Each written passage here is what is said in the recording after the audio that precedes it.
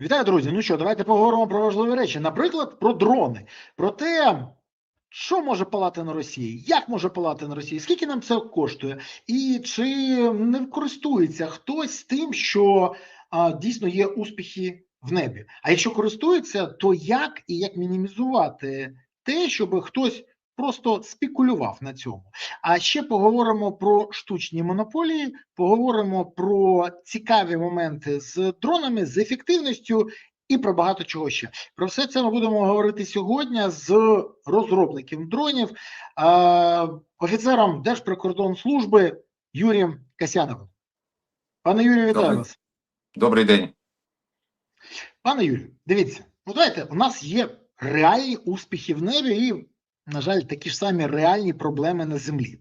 При цьому про землю і про проблеми влада воліє мовчати, а от небом відверто спекулюють, тому що нагнітають і розповідають замість того, щоб мовчки робити свою справу. Більше того, ми спостерігаємо, що гучні заяви про те, що 40 днів ми зараз примусимо Росію до миру.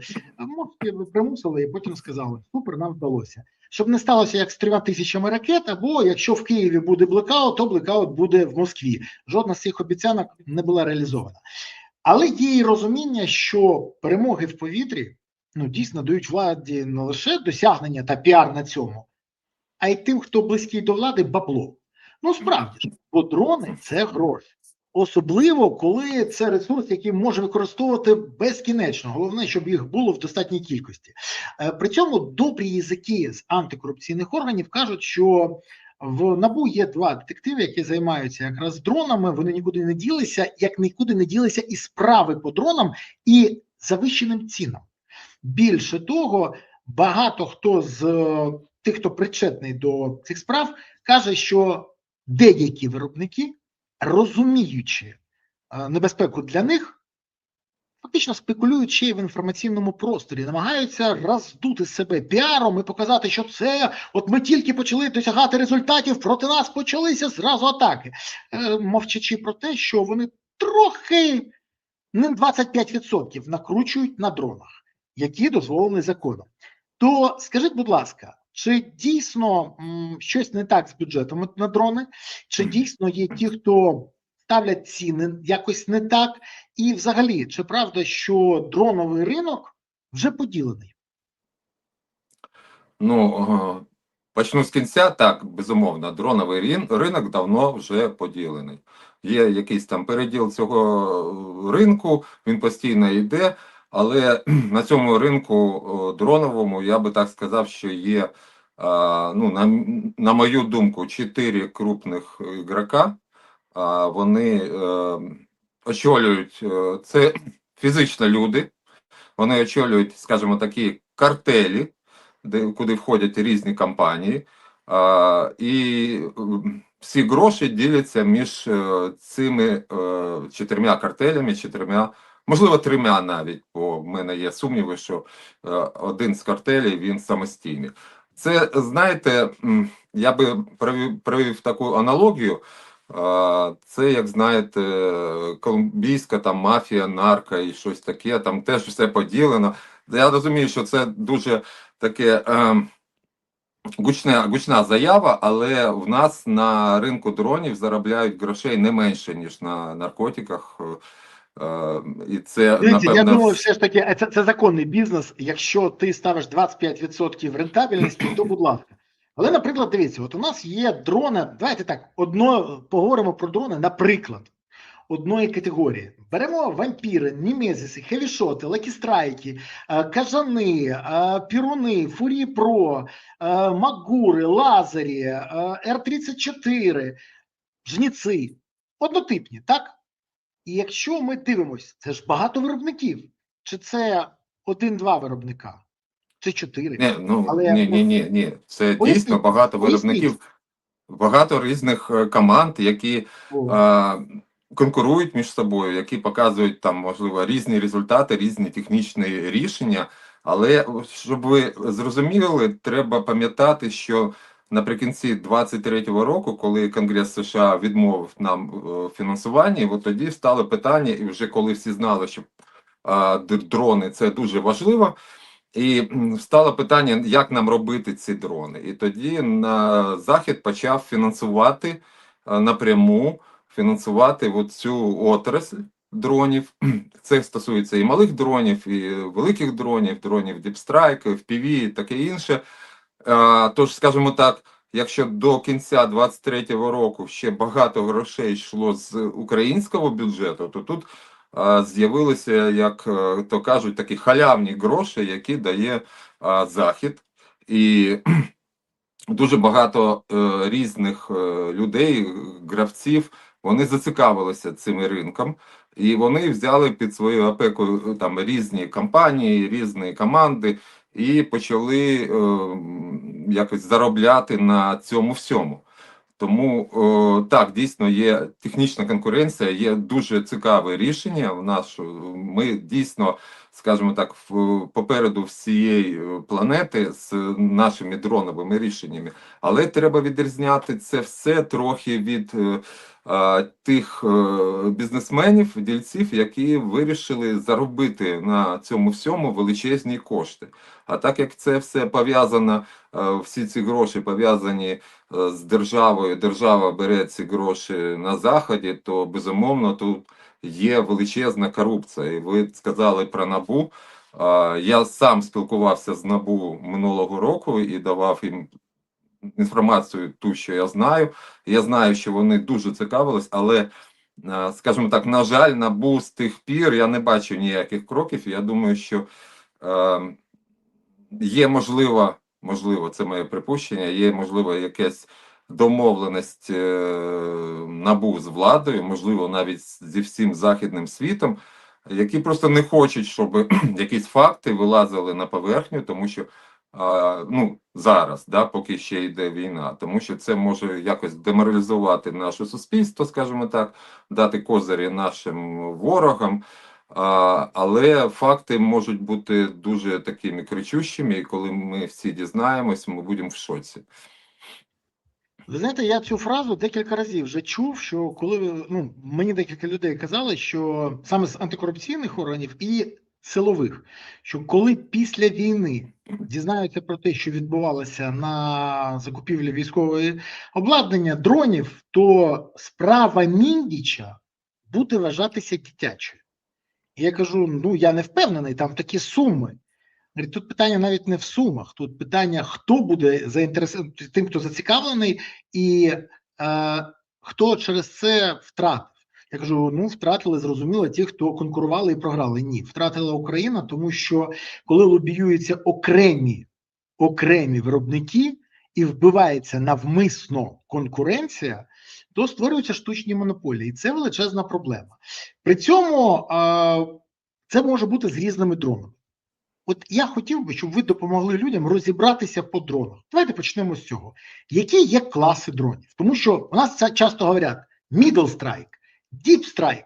І я тут нещодавно позапитував людей, з'ясувалося, що дехто вважає, що той же самий вампір це може бути мідлстрайком, а FPV-хою можна долетіти до Москви. Люди погано розуміються на цих питаннях.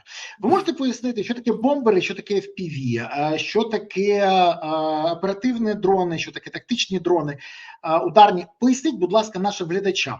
Це важливо. Знаєте, те, що було напередодні війни, скажімо, на початку війни була класифікація дронів, це все можна зараз викинути на смітник, тому що багато чого змінилося, і не тільки в нас, в всьому світі. Пам'ятаєте, ще, я так нагадаю, що колись Петр Олексійович Порошенко купував Байрактар, і всі казали, що це просто зброя, яка допоможе нам виграти війну. Але все змінилося, знову ж таки. І можна зараз сказати, що є... Я вважаю, а Байрактари хіба мені купували на початку повномасштабного вторгнення? Просто можу помилятися. Ні, ми купували їх якраз в рік виборів, 2019 ми їх купували.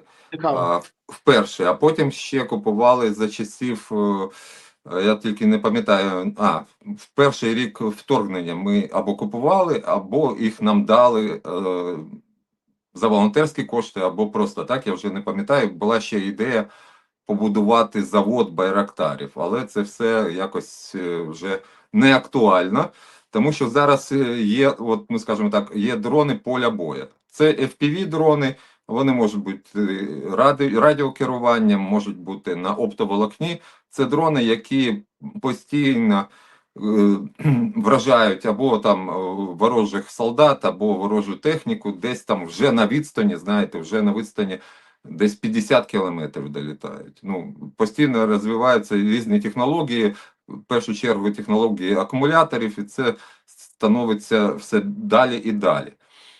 Є серед дронів поля бою такі дрони, ну, по типу «Молнії», які літають там десь на 50 теж кілометрів, але це літакового типу, і вони несуть якийсь там бойовий заряд. Є дрони-бомбери, ви згадали вампіри, але є також і кажани, і інші дрони, які бомблять там бомбами різного ваги.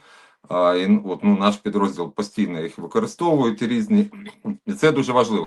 Зараз є тенденція, ці дрони застосовуються для логістики, тому що треба все більше і більше для логістики. Ну, це не новина, але все більше і більше, тому що потрібно доставляти нашим бійцям там і воду, і харчі, і боєкомплекти. Вони для цього використовуються все більше і більше. І вже були повідомлення, що є такі дрони, великі як бомбери, які для того, щоб зроблені, щоб евакуювати поранених солдат. Це я просто як тенденцію вам розказую. Дрони поля бою – це ще й розвідувальні дрони, різні, і шарки, і лелеки, і фурії, які використовуються для того, щоб постійно вести моніторинг, що трапляється на землі, для того, щоб визначати цілі, вести коректировку вогню. Ну, це давня історія, з цього ми починали ще в 2014 році. Ну і дрони зовсім прості, скажімо, там аутели або мавіки різні, які використовуються в ближній зоні, знову ж таки для розвідки, для того, щоб скидати скиди, так звані маленькі бомби по ворогу. Оце от дрони поля бою. Далі йдуть дрони Middle Strike, і останнім там, скажімо, останнім часом, 2 місяці, напевно, вже пройшло, як активно стали використовувати дрони Middle Strike наші сили оборони. Спочатку це використовували їх активно перший корпус НГУ Азов, потім третій корпус Збройних сил України, СБС і інші. І спочатку використовували дрони Hornet американського виробництва, а зараз вже є інші моделі, тому що наші виробники, скажімо так, роздуплілись, в них вже були такі моделі, але вони не користувалися таким попитом. Про що йде мова? Це досить дешеві дрони. Ну, скажімо так, у ворога були дрони такого типу, вони називалися Ланцет. Це доволі складний дрон, дороговартісний, і з 22-го року в нас намагалися зробити якусь відповідь, якусь копію, ну, скажімо, дрон булава. Він схожий на ланцет, з нашого боку використовується. Але це дорогі дрони, вони там коштують, скажімо, від 15 до 30 тисяч доларів. Вони їх складно використовувати, і вони використовуються по якимось важливим цілям. А в чому тут різниця, скажімо, з тими ж самими американськими хорнетами? Це дуже просте рішення, типу молнії, але на велику відстань. Зараз вже на 200 кілометрів, починалося там зі 100, 150, зараз вже 200 кілометрів вони дістають. І їх вартість, ну, середня вартість 5 тисяч доларів, розумієте? Я пам'ятаю ті часи, коли я приходив до наших генералів, казав, нам потрібні такі дрони. І вони в нас є, ми такі розробляли. До війни ще, до речі. Вони казали, що це не потрібно, що це, ну, навіщо там така маленька бойова частина 4 кілограми, що вона може зробити. Але ми бачимо, як такою маленькою бойовою частиною вирізається вся рашистська логістика Спочатку біля Маріуполя, потім навколо Криму, потім вже в самому Криму. Там вже неможливо їздити просто по дорогах, тому що всюди або ланцети, або інші дрони вже українських розробників в таку саму ціну, такого ж самого функціоналу, з такою ж невеличкою бойовою частиною, вони знищують все, що їздить по цих дорогах, а також енергопідстанції, якісь там газові підстанції, якісь вишки мобільного зв'язку. Коротше, ну, повний терор, який вони роблять. І це була несподіванка для нашого ворога. Зараз вже він трохи отямився, пішов до тями і посилив там ППО на півдні нашого фронту, але це дало якісь, скажімо так, козирі нашим і на сухопутним військам, тому що ну, об'єми постачання палива БК на фронт, на найважливіші напрямки там особового складу, вони дуже впали, і це дуже вплинуло на наступ ворога, розумієте? І зараз можна питання, треба Антон, думати... я вибачаюсь. Наскільки мені відомо, сили безпілотних систем доволі вдало вибивають ППО, просто вибивають його. І одночасно з цим у росіян, ну самі росіяни про це кажуть, є реальний дефіцит ППО. То це сьогодні, скажімо так, вже проблема, яку Росія відчуває, чи вона тільки масштабується? Знаєте, тут в першу чергу мова йде про ППО, такі великі комплекси, як там С-300, умовно, да? Так, так. Панцирі, С-300, все. І це важливо для того, щоб працювала наша авіація і працювала нашими вже українськими кабами, які розроблені, які використовуються на фронті. На жаль, тільки зараз вони розроблені, хоча я бачив їх на виставках ще у 2018 році, але тільки зараз, можливо, з приходом Федорова в Міністерство оборони, це, а можливо, ні, я не знаю точно, але це от, якийсь поштовх був зроблений, тому що ми до цього наша авіація використовувала французькі каби, вони дуже дорогі і їх обмежена кількість.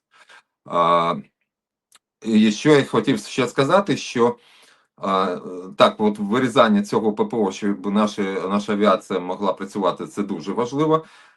Я казав про те, що ворог почав робити більше мобільних груп для того, щоб ну, з кулеметами там на трасах, які протидіють нашим дронам типу Hornet, Middle Strike, для того, щоб хоч якось їздити в той Крим або підвозити БК на Донецький напрямок. От така історія. Ще є дрони Deep Strike, ми всі знаємо, да, там багато говорять про лютий, про FP1, FP2, це теж вже Middle Strike. Там бобри у нас ще були. Це ті дрони, які виносять НПЗ ворога, які атакують. От сьогодні була інформація, знову атакували порт в Санкт-Петербурзі, які атакували НПЗ під Москвою, які атакують станції супутникового зв'язку і таке інше на великій відстані. Ну, я не буду казати, напевно, ну, це окрема категорія вже там крилаті ракети, типу Фламінго, інші, ну, Нептун всі знають. Балістичні ракети, ну, я думаю, що поки у нас немає тут великих досягнень, то казати про це, якось аналізувати зарано. Я вас не чую. Сорі, це моя помилка. Друзі, хочу звернутися до вас. Дякую, що ви дивитесь цей ефір. Не забувайте, будь ласка, ставити вподобайки, коментувати, поширювати і підписуватись. Це важливо для каналу. Ми працюємо для вас, а ви допомагаєте каналу існувати. Тому я щиро дякую вам, що ви це робите. Тому зараз, будь ласка, поставте вподобайку, якщо ви ще забули або не поставили, так буває. Я дякую за активність. Пасивних у нас занадто багато, нам потрібна активність. Також поширте це відео, хай ваші друзі, знайомі або колеги подивляться і будуть розуміти, що відбувається. А ще не забувайте підписуватись і прокоментуйте. Напишіть, що ви думаєте з цього приводу, є які запитання, а також напишіть, звідки ви дивитесь цей ефір, куди закинула вас доля, ви чекаєте або наближаєте перемогу, місто, селище, країну, регіон, район, область. Пишіть географію наших глядачів, ви знаєте, ми завжди вивчаємо. Дякую вам за це. Пане Юрію, скажіть мені, будь ласка, при всьому цьому, головним питанням, яке залишається, це собівартість дронів. Мені, скажімо так, наші оператори казали, що, наприклад, якщо раніше для того, щоб влучити одну ціль, потрібно було 7 дронів, зараз якість краще, вже 3 дрона треба, але потрібно, щоб ці 3 дрона були. Якщо один дрон, наприклад, там, умовно коштує гривню, а його в країні продають за 3, то мінус 2 дрона, а значить 2 інших не долетять. Просто їх немає фізично. І значить вирогідність влучання менше. Ми бачимо, що зараз там інколи випускають 300 дронів, 400, 500 дронів. Я розумію, що у нас є якась обмежена можливість виробляти більше. Але це обмежена можливість виробляти дійсно більше? Чи це питання в тому, що грошей на всі дрони не вистачає? І яка собівартість сьогодні, наприклад, middle страйків або deep страйків? Якщо ви можете, ви казали, що ви прораховували деякі дрони, чи можна це з'ясувати? Яка собівартість?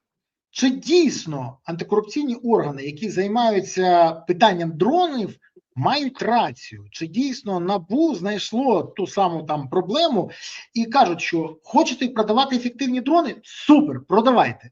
Але ж не за позахмарним цінам. То як порахувати собівартість дрона? Це можливо чи неможливо? Чи всі виробники ставлять 25% рентабельність, чи все ж таки деякі більше? І чи можливо це взагалі прорахувати? Знову ж таки, почну з кінця. Я так скажу, як я знаю, бачу ситуацію. Небагато виробників ставлять 25%. Багато А чому? хто Вони не бояться? Я вибачаюся. Це відсутність страху, це відсутність, що є дах, це відсутність чогось ще. Можете пояснити? Очень просто можна пояснити. Дивіться, скільки в нас виробників зараз вже? 1000 виробників, да? У нас 1000 виробників? Ну, так, напевно, вже 1000. Я маю на увазі різних компонентів, не тільки дронів. Не самі, я розумію. Так. Ну, скажімо, дронів там можливо сотні. Так. І є великий соблазн, що до тебе просто ніхто не прийде. Для цього потрібна якась заява, скоєння злочину, щось таке. Можна просто трохи зависити вартість, якось заробити більше коштів. Особливо, коли тебе хтось там прикриває на горі, і ти на це дивишся просто як на те, що можна зробити, чому я не можу це зробити, коли інші роблять. Розумієте? Така проста історія. Знову ж таки, це все ж таки треба розуміти, що є і багато чесних виробників, які це все роблять зовсім чесно, і вони теж можуть потрапляти на очі правоохоронних органів, тому що правоохоронні органи можуть діяти, як у нас буває, іноді на замовлення, да? Для того, щоб просто... Грубо кажучи, заважати їм виробляти і прибирати конкурентів. Я правильно розумію? Так, про це багато писали, до речі, американці, і казали, що в нас таким чином розправляються з тими виробниками, які, якась, знаєте, конкуренція, і треба їх просто позбутися, забрати в них людей, і заробити собі значно більше. І от це в нас є. В нас дехто каже, що це нормально, що це такий в нас дикий ринок, і що ж поробиш, зараз війна, але я вважаю, що це дуже погано, тому що таким чином вбиваються якісь рішення, які можуть бути дійсно передовими, якимись революційними, тільки для того, щоб хтось заробив більше на своїх стандартних рішеннях. Як вам пояснити? Розумієте, коли компанія виробляє дуже багато дронів, величезні контракти, там, на сотні тисяч, скажімо, там, Fairpoint зараз каже, що вони виробляють 300 дронів на добу. Тож вони отримують від держави 10 мільйонів доларів на добу. Це величезні кошти. А вони не зацікавлені в тому, щоб щось змінювати в цій лінійці, щоб якось поліпшувати ці дрони, тому що їх однаково купують в величезних обсягах. І вони зацікавлені, ну я не кажу тільки Firepoint, я кажу просто от про великих виробників.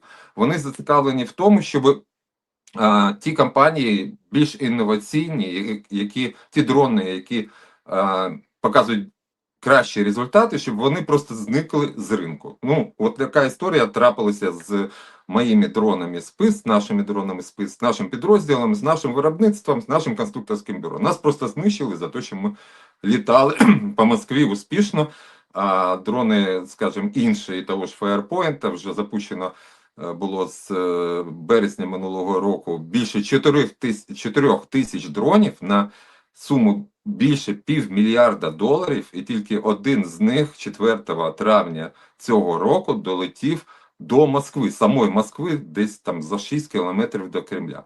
Але, розумієте, компанії-виробники та заробили величезні кошти. Навіть якщо це було тільки 25%, ну порахуйте 25% від $500 мільйонів. Це величезні кошти. 125 мільйонів, це я можу врахувати, це 125 мільйонів доларів в кишені. Це непогані гроші, це величезні гроші. Так. Скажіть мені, будь ласка, а чи можна це виправдати, що такий неуспіх, що тестували, поки нарешті не спалили той МПЗ в Капотні? Просто от, не могли раніше довести їх до ума. Таке могло бути як виправдання? Ні, однозначно ні. Ну, ми так ніколи Я не тому і працювали. запитую, тому що, вибачте, Ми так ніколи не працювали з пояснили. 14-го року, розумієте? Навіть коли ми там були волонтери, щось ще, ну нам було соромно дивитися в очі нашим військовим, скажімо, артилерістам 26-ї бригади, якщо ми не могли забезпечити розвідку, дати коректировку вогню і казали б, страшного, ось завтра, там післязавтра ми це зробимо. Ми робили якісь виставки, ми якось поліпшували нашу техніку, нашу тактику і робили це більш краще. Тому не можна це. І взагалі я хочу повернутися до вашого питання, коли ви питали, чому одні дрони там за одну ціну, інші за іншу ціну. Ну не можна купувати дрони просто по якимось індикативним ценам, за індикативними ценами, просто як якісь умовні там пірожки, там я не знаю, щось, якісь болти, тому що знаєте, є дрони, які будуть найдешевші, можливо, да? Але вони для того, щоб знищити ціль такими дронами, потрібно буде там 5-10 дронів. А може бути Пане Юрію, якийсь я дрон. вибачаюсь.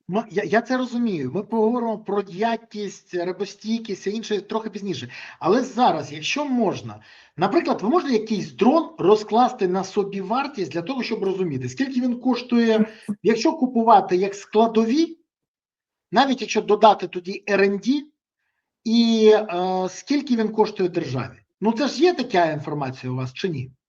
Так, безумовно, дуже фахівцю дуже нескладно розкласти собі вартість. Я коли бачу інші дрони, я бачу, ну, за яку ціну купує моя військова частина. Я розумію, скільки вони могли би коштувати, якби не було там корупційної складової чи щось. Розкажіть.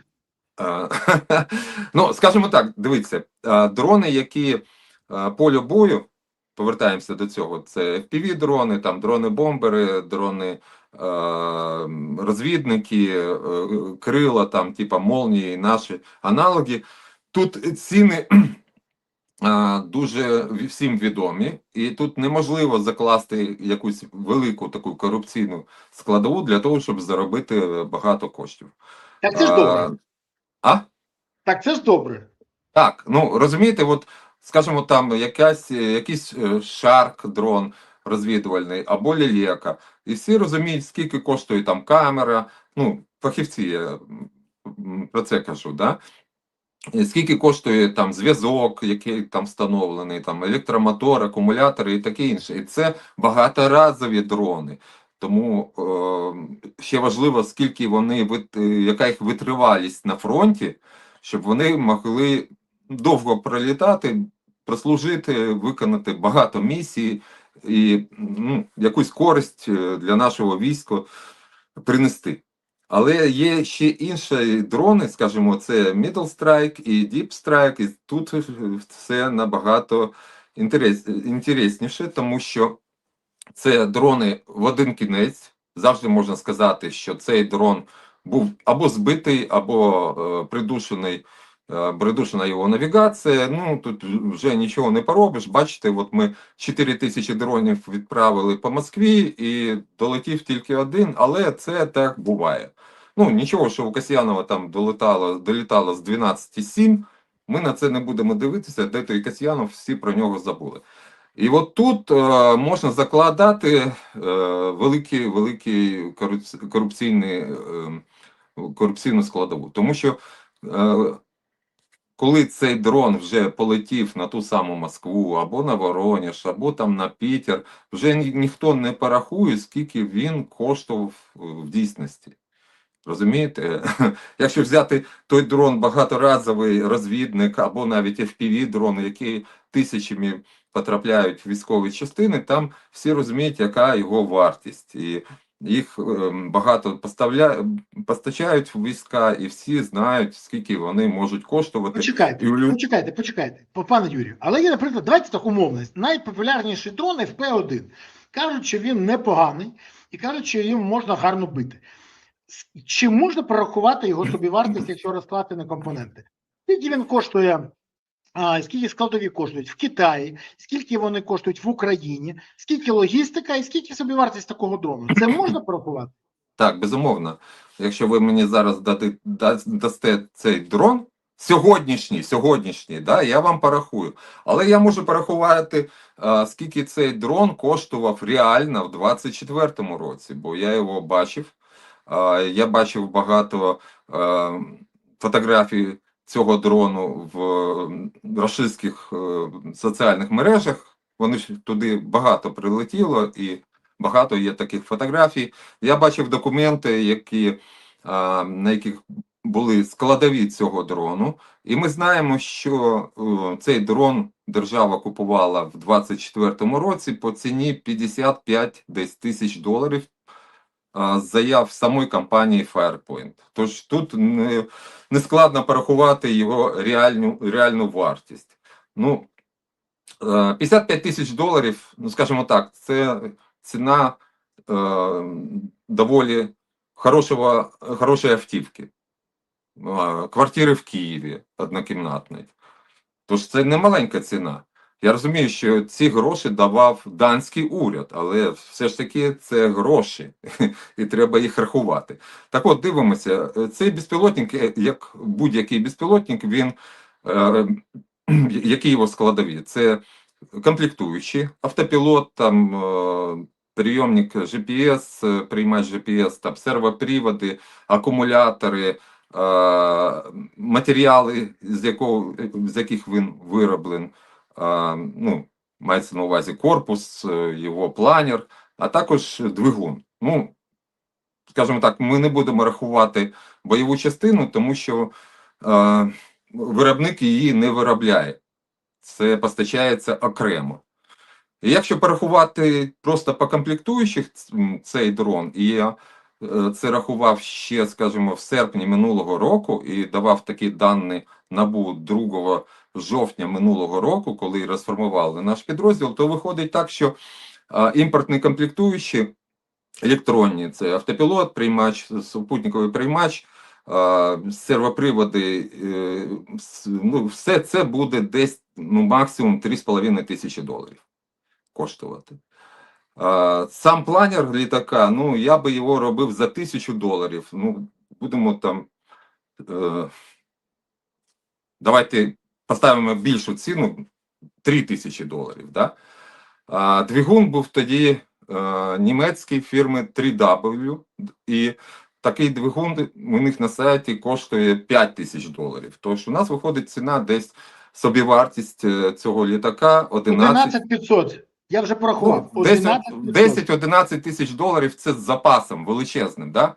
Додаємо до сюди там оренду, якісь податки, 25... А? R&D ще треба Ні, додати. R&D не можна включати в вартість. В розрахунок вартості не можна включати R&D. Це по закону. 25% дозволеного прибутку і максимум у нас виходить 15 тисяч доларів. 15 тисяч доларів – це максимум. А держава купувала їх по 55 тисяч доларів. Тобто виходить, що кудись дівалися 40 тисяч доларів. І якщо компанія Firepoint у 2024 році отримала від держави 320 мільйонів доларів, це так звані данські гроші по данській моделі, гроші данських платників податків, і ці гроші їздив для них, просив і президент, і Єрмак, а потім просив ще Умєров, їздив наступного року, то з 320 мільйонів доларів компанія тоді заробила, скажімо, 233 мільйона доларів. Це десь 73% прибутку. Не 25, а 73% прибутку. Якщо брати не тільки в грошах, тому що гроші це одне, а якщо брати, рахувати в безпілотниках, то компанія Firepoint у 2024 році виробила трохи більше 5 тисяч безпілотників по ціні 55 тисяч доларів. Якби вона виробляла їх по ціні 15 тисяч доларів, то це було б 20 плюс тисяч безпілотників. Тож Сили оборони України не дорахувалися 15 тисяч безпілотників тільки тому, що була дуже завищена ціна. При всьому цьому, давайте так.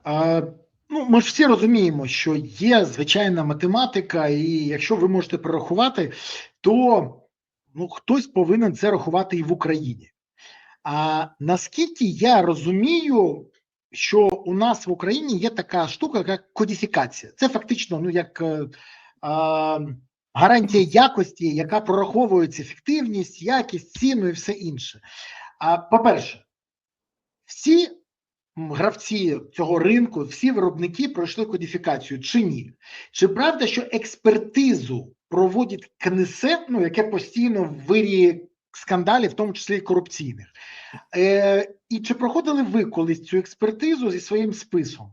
Тому що тоді це запитання: хто проводить цю експертизу про собівартість? КНСЕ? Так до нього є багато питань. І хто повинен проводити цю експертизу? Що скажете з цього? Ну, давайте так, тут у вас два різних питання докупи. Але вони пов'язані. Так, по-перше, те, що стосується сертифікації, кодифікації, так, ми проходили це ще у 22-23 роках, коли наш спис вже з серпня 22-го року, як волонтерський літак, активно застосовувався для того, щоб нищити ППО ворога, нафтобази і таке інше.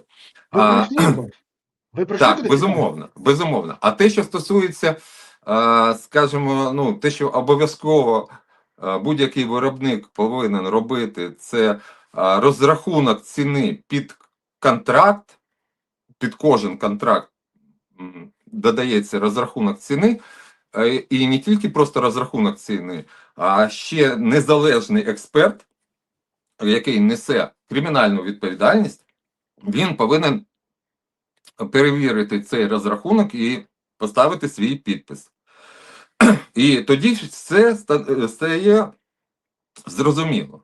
От дивіться, пан Штейрман казав, і в тому числі на засіданні слідчої комісії Гончаренка він казав, і так він казав, що вони пройшли, і навіть є якийсь папір там від компанії Firepoint, який вони надавали, якась заява в НАБУ, що вони пройшли аудит компанії Великої Четверки там за 24 рік, і їх прибутковість вона була в 24 році 21,58%.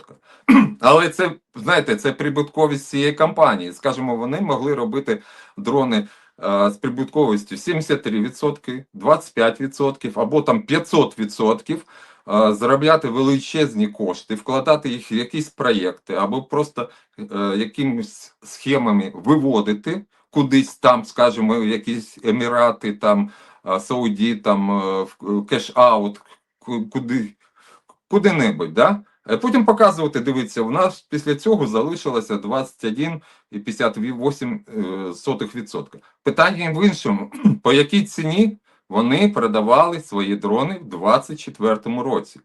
Я не кажу навіть про 25-й рік, тому що в 25-му році ціна була значно вищою, ніж 55 тисяч доларів.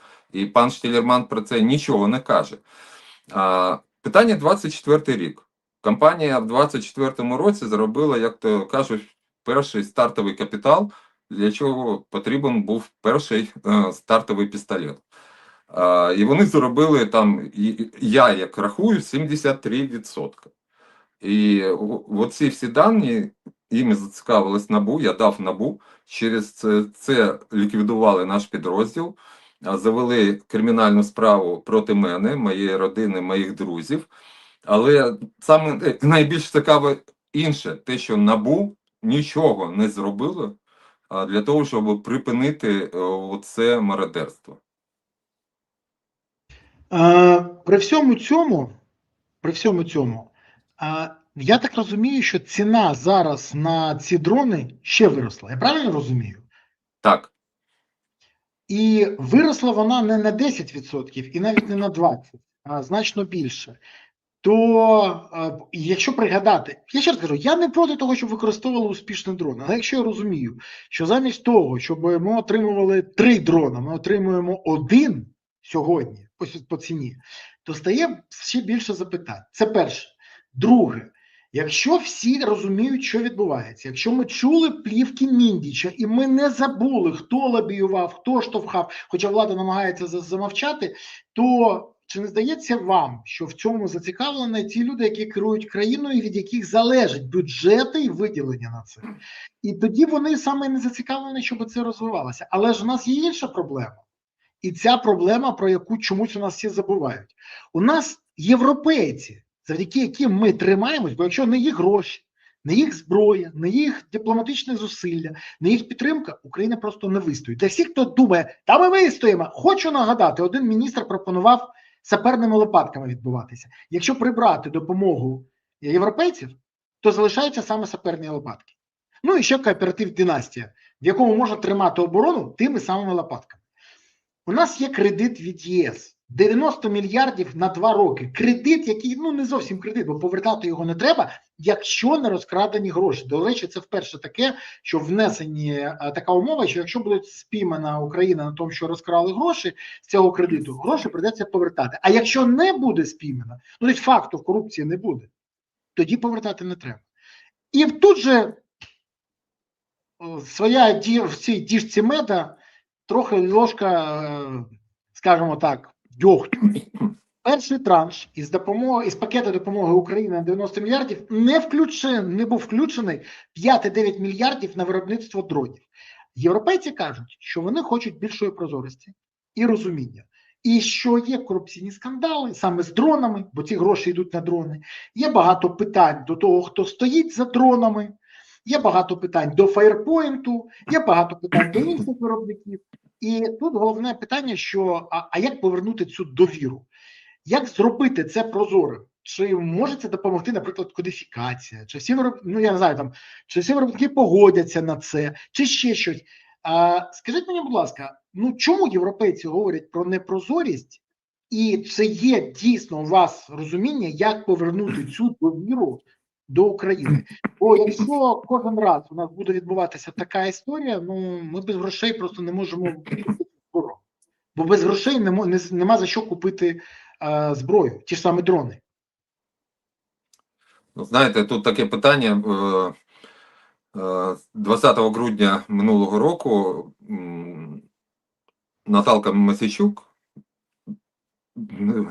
вони разом робили передачу з Марією Берлінською, вони сказали, що через те, що я казав, що є завищення ціни на дрони Firepoint, через те данський уряд він відмовив якісь там гроші давати нашому уряду на виробництво тих самих фаєрпоінтів. Ну, це була неправда, Пане Юрію, я тому хочу вас що заспокоїти. Якщо ви щось скажете, навіть якщо ви скажете, що Гренландія тепер належить Сполученим Штатам, в Данії реагувати не будуть. Повірте, не так, ображайтеся, я я розумію ваш розумію, авторитет, це ваш смішно, авторитет, так, але ще раз, на це в Данії не відреагують. Навіть так, якщо ми з безумовно. вами разом це заявимо, так само не буде. Так буде тільки в одному випадку. Якщо будуть зібрані докази, якщо буде підозра, і якщо буде, не буде виправдання з боку України.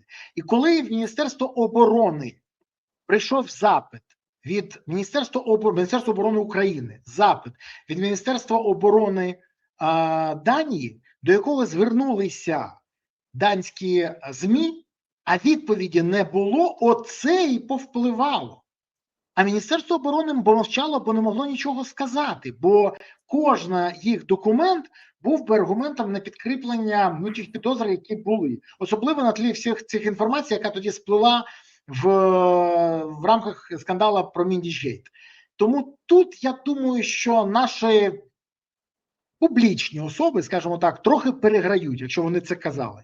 Тому мене більше цікавить все ж таки, як повернути довіру, а не як виправдати, що у нас так погана ситуація. Я взагалі завжди кажу, про корупцію не можна мовчати. Красти не треба. Коли не будуть красти, не будемо про що говорити про корупцію. Це лежить на поверхні. Я повністю з вами згоден. Якраз про це я хотів сказати, що ніякі мої заяви не могли повпливати на данський уряд. І саме те, що Міністерство оборони України не надало якоїсь зрозумілої відповіді на запитання данського уряду, то те повпливало на те, що якісь там гроші були на той час заморожені, і якісь там контракти, можливо, були зірвані. І це питання дійсно довіри. Знаєте, як відновити довіру, я не знаю. Тому що багато хлопців у нас, вони просто поплутали берега і вони побачили величезні кошти, вони спекулюють тим, що Україна воює за Європу. Ну, от я конкретно воюю, а вони сидять в Києві і не воюють, і заробляють купу грошей. Ну, не тільки в Києві. І вони вимагають від Заходу все більше і більше коштів на підтримку України, і це правильно вимагати, напевно, гроші, тому що ми дійсно воюємо. Але неправильно красти ці кошти. Я от не знаю, як цим хлопцям, які дійсно крадуть, і їх прізвища відомі, в тому числі і той самий Міндіч, і Єрмак, і інші, які там з кооперативу династії, і не тільки з кооперативу династії, вони і зараз продовжують те саме робити. І вони думають, що вони будуть вічно при владі, і ніхто не буде їх доганяти, і вони виграють вибори знову, і все буде в них добре. От на це в них розрахунок. Що тут робити? Ну, я так скажу, я думаю, що всі ці справи все ж таки НАБУ якось оприлюднить. Не знаю, поки не бачу ніякого двіжу, як то кажуть, бо на мої навіть запити, на мої пропозиції допитати мене ще раз там в справах, в мене багато іншої інформації є, НАБУ просто морозиться. Я не знаю, з чим це пов'язано. Але мрію про ті часи, коли дійсно правда буде всім доступна, всі будуть знати правду, і ця правда дійсно вплине і на можливі вибори, і на те, якою буде наша країна завтра, і на довіру між нашою країною і західними нашими партнерами, безумовно, вплине. Нам потрібно якесь очищення, бо багато коштів вже вкрадено, і багато таких статків на цих крадіжках зроблено, саме на дронах. Знаєте, нам самим буде соромно за наших багатьох керманичів, які от вкрали ці гроші. Друзі, я вас попрошу, а напишіть ви, чи є у вас ідеї, як повернути довіру до наших партнерів. У мене є ідея, до речі. Я дуже добре розумію, що наші партнери, з якими я працював, з деякими з них в Парламентській асамблеї Ради Європи, довіряють не гучним заявам або обіцянкам, а справам. І коли вони бачать, що корупційні схеми ламаються, корупціонери сідають за грати, а гроші, вкрадені в державі, повертаються на казначейські рахунки, то це викликає в них довіру. І це не припущення, це факт. Тому мені здається, що якщо рухатися в цьому напрямку і демонструвати підтримку антикорупційних органів, а не намагатися прибрати в них незалежність, то це допоможе країні значно більше, ніж те, що робили депутати Слуги народу і під керівництвом Володимира Олександровича Зеленського, коли атакували в минулому липні НАБУ і САП, намагаючись прибрати в них незалежність. До речі, на днях, вже за декілька тижнів, у нас буде річниця. Перший рік, як вони це намагалися зробити, і картонковий Майдан їм не дав. Тому пишіть в коментарях, як ви вважаєте, є якісь ще ідеї? Ну, не знаю, можна, наприклад, заявити гучно, в нас корупція подолана, або в нас все чесно, або ці руки нічого не крали, або, наприклад, ми не знаємо, хто той Вова, для якого будують дім в династії. Напишіть, може у вас є які ідеї? Пишіть про це в коментарях. А чи напишіть, звідки ви дивитесь і що ви думаєте з цього приводу. Дякую вам за те, що активні і не пасивні. І за вподобайки дякую, підписки і поширення. Але окреме питання все ж таки до вас. Пане Юрію, дивіться, ви людина, яка якраз торкнулася використання дронів на практиці. Міноборони сьогодні, і це не приховує, схиляється до більш дешевих дронів. І кажуть, потрібна кількість. А чи повинна ціна домінувати над якістю? Тому що я пам'ятаю українську приказку «хірова рибка, дешева рибка, хірова юшка», вибачте. То що важливіше? Ціна, якість, баланс, рибостійкість, життєтривалість, влучність, чи все ж таки ціна? Я розумію, що коли в тебе обмежені гроші, ти обираєш максимально дешево, але потім дивуєшся, що і вони першим ребом збиваються, і не долітають, і якість не та, і влучність, але якщо брати більш дорогі, чи живуть вони на полі бою більше, чи ні? Мова не про FPV-хи, ні. Мова якраз про бомбери, діпстрайки, мідлстрайки. Що скажете? Так, мова якраз не про FPV-хи, а мова в першу чергу йшла з цієї заяви Міністерства оборони про мідлстрайки. І це давня історія, про яку я трохи вже розповідав.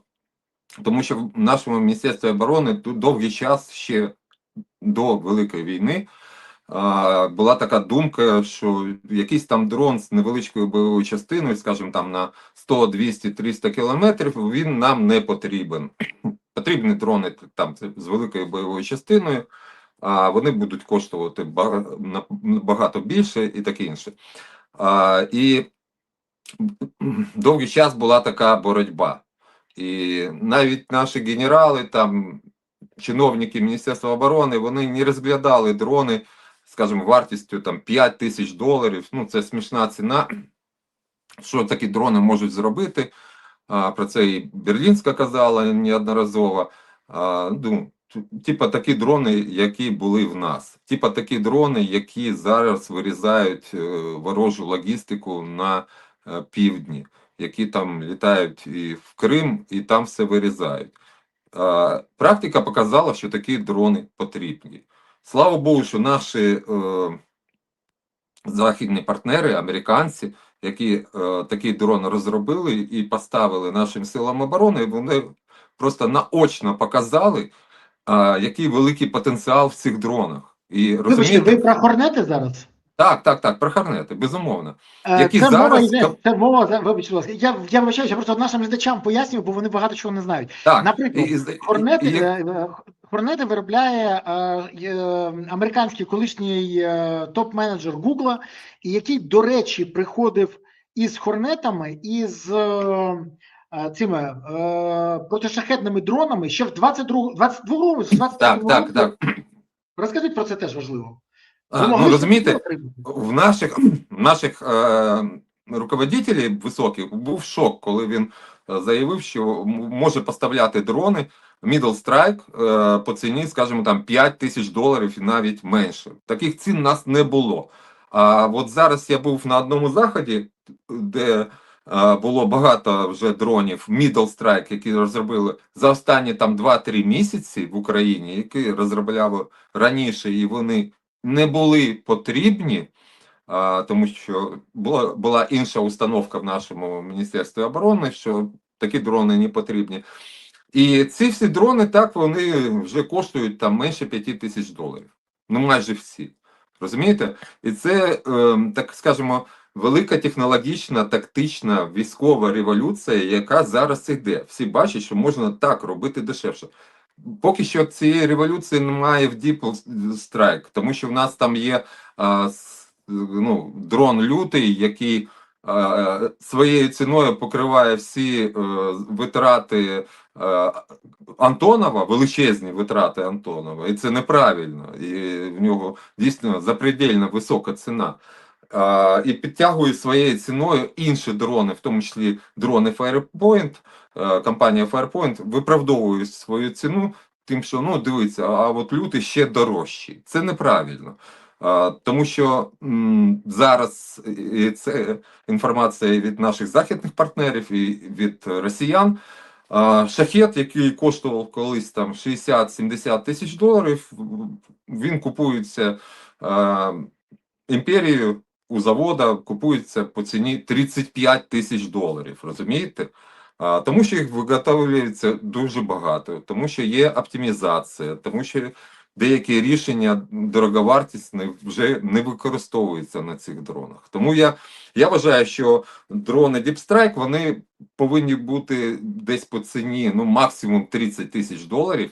Неважливо, яка дальність, там, неважливо, яка вага там бойової частини, тому що це дальність і вага, це тільки розміри корпуса, який, ну, коштує не так багато. Електроніка коштує завжди більше.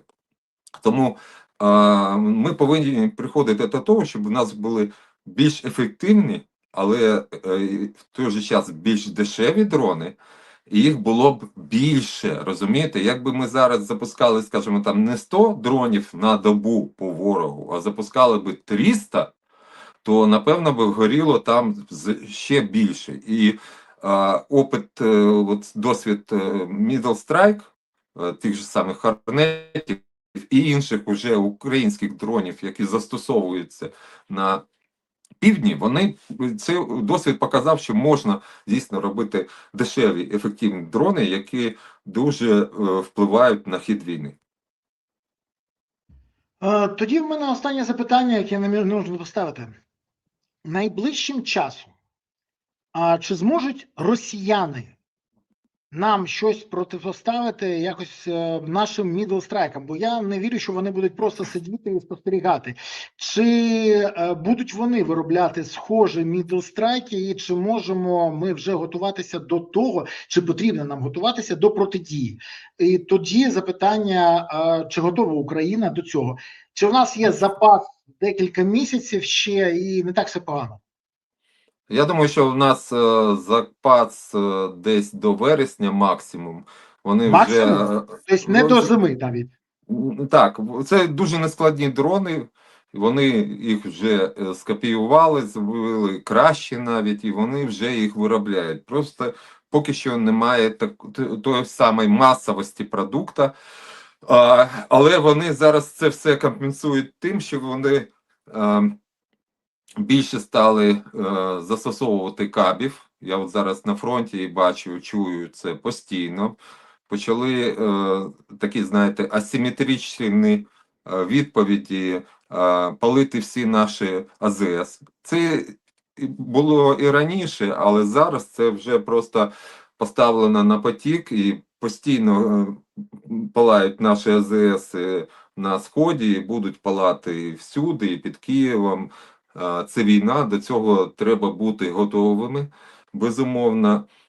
Я прогнозую, що кіл-зона буде не так, як зараз, там 25-30 кілометрів максимум, в обидві сторони, а буде щонайменше 100-150 кілометрів, і це буде вже десь, можливо, в листопаді, ну, до зими точно.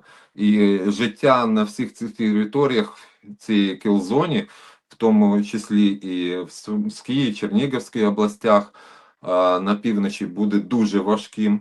І нашим керівникам треба думати, що робити з людьми, які зараз там мешкають, тому що неможливо буде підвести там продукти, медичну допомогу якусь цим людям надати. І це буде війна вже найближчих часів. Дронова війна, вона йде от в цьому напрямку. Пане Юрію, щоб я просто зрозумів, це говорить про те, що навіть до Ірпеня, Гостомеля, Ірпеня, і не тільки до Чернігівщини, а навіть, ще раз кажу, найближче міста біля Києва будуть в радіусі досягання цих мідлстрайків. Я правильно розумію? Ну, я думаю, що до Києва буде не так швидко, бо це залежить від розвитку їх супутникової групіровки. Вони роблять аналог Старлінку, свій аналог, і роблять це ефективним, слід визнати. Але поступово так, поступово до Нового року, я думаю, що буде небезпека всюди. І треба це просто знати для того, щоб робити розробляти заходи, рішення технічні для того, щоб протидіяти цієї війні дронів. В них теж буде ще гірше і гірше. І в нас буде ще гірше і гірше. Це така, знаєте, тотальна війна на виснаження, яка буде захоплювати ще більше і більше територій. На жаль, так. Це війна не те, що війна буде завтрашнього дня, вона вже сьогоднішнього дня. Ми це бачимо на прикладі російського території вже під Таганрогом, українського Крима, окупованого, окупованих територій. Ну, там, де ми можемо зараз дістати все це, там вже просто жахіття для ворога. І скоро це жахіття перекинеться і до нас, тому що ворог копіює наші вдалі рішення, робить навіть краще, і ми робимо краще. Ну, постійно йде якась конкуренція рішень технічних, тактичних і таке інше. І треба просто бути готовим, треба багато думати над цим і щось вирішувати. Ну, сподіваюсь, що все ж таки сьогоднішній ефір побачать не тільки в Офісі Президента, а ще й зрозуміють його і зроблять висновки. І тоді, як відомо, попереджений, значить підготовлений. Сподіваюсь, що вони зможуть підготуватися, бо якщо знову будуть готуватися до травневих шашликів, буде велика проблема. Сподіваюсь, що це розуміють і на Банковій. Пане Юрію, хочу подякувати вам за сьогоднішній ефір, хочу подякувати за ваші відповіді і експертну оцінку. Тримаємося, все буде Україна. До побачення. Дякую вам. Друзі, ну що, ви побачили і почули багато інформації, далі працюйте з цією інформацією. Використовуючи критичне мислення, ви зможете зрозуміти, що у нас попереду, що відбувається, і як мінімізувати негатив та отримати максимальний позитив для держави і суспільства. Але головне, не треба себе заспокоювати і надягати собі рожеві окуляри, бо вони завжди розбиваються склом всередину і травмують. Реалістами треба бути, реалістами. Тому не забувайте донатити на ЗСУ, приєднувати ЗСУ і допомагати ЗСУ. Бо ЗСУ – це єдина сила, яка сьогодні є запорукою того, що у України є майбутнє. Не буде ЗСУ, не буде не лише майбутнє, України не буде. Тому гуртуємо всі навколо потреб ЗСУ, щоб в Україні було майбутнє, гідне майбутнє. Ну і дякую вам, що ви не забули підписатися, поставити вподобайки, прокоментувати і поширити. Сподіваюсь, ви це вже зробили. В будь-якому випадку тримаємося, все буде Україна. Па-па.